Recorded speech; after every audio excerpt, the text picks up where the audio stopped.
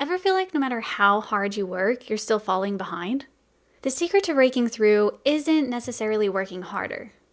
It's a hidden productivity secret successful entrepreneurs rarely talk about. Perfectionism and procrastination can create a cycle of stress and self-doubt and burnout. We know it's true. You know you felt it. And as entrepreneurs, we often set high standards, high expectations, and that can lead us to constant anxiety and overwhelm. What if I told you there's a simple practice that can break this cycle? It may not be exactly what you think. It's not about working harder or longer. It's actually about practicing compassion, specifically self-compassion. I remember an interview right out of grad school, going for a clinical position, and they asked that question, what else should we know about you? You know, the last one before you head out? And my answer was that I'm actively practicing self-compassion. Why did that matter to me so much then? It really made a difference because up till that point, I had pushed. I had done my best, done all the things, worked really, really hard. And it was really important for me to be aware that, one, that's not my worth. And two, it's a really difficult place to be if you're hard on yourself. It makes you feel more stressed and more stuck.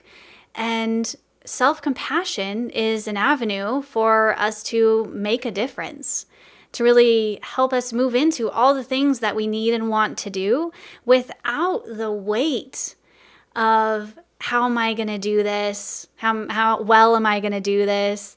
You know, that's perfectionism. Or when am I going to do it? Because you've been procrastinating, putting it off because you're afraid to fail.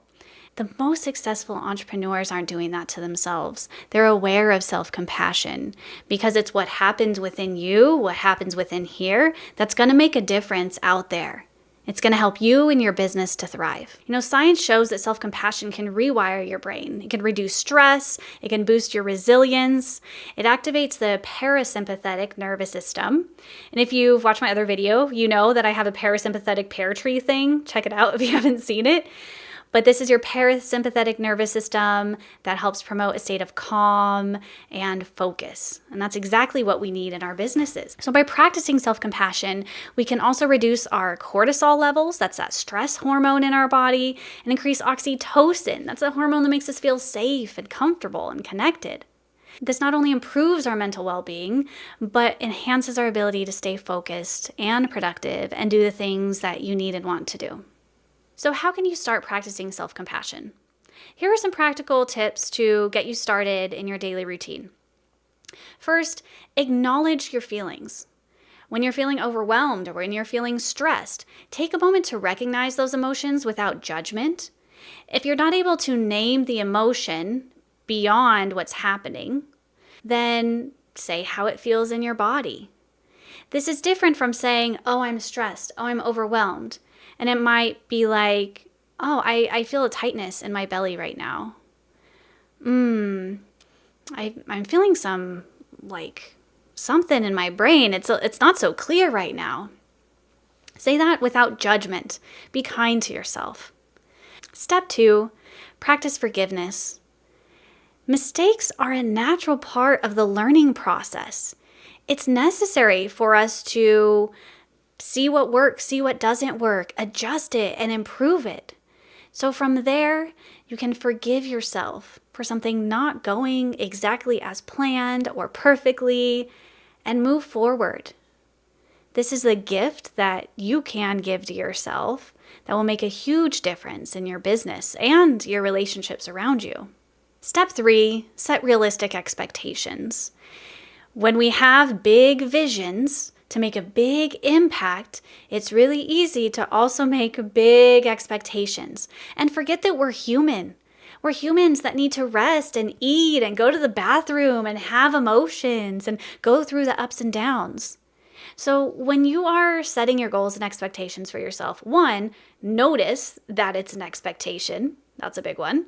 And 2, when you're actively setting expectations and goals, consider that you're a human doing it and what is realistic for you. Step 4 is one of the most fun, but it can be the most challenging. Step 4 is to celebrate all your wins.